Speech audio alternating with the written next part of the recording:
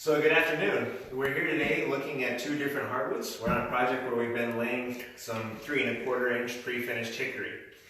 This hickory is, like I said, pre-finished, so once it's done and installed, we're going to be finished.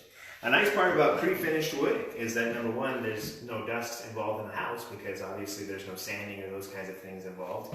Also, the finish is much stronger than something that can be applied in the field.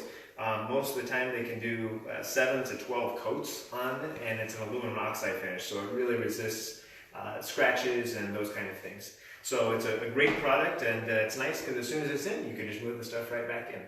So for a weekend project, or if it's something you're trying to do quickly on a timeline, it works great. But however, as you'll notice, this particular wood is solid all the way through. It's 3¼ inches thick.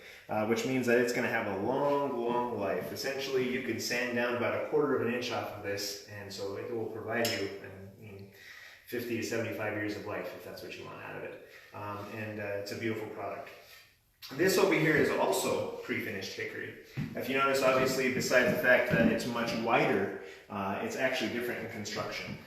This particular one is a plywood type construction. So the difference is that this is called an engineered pre-finished hardwood.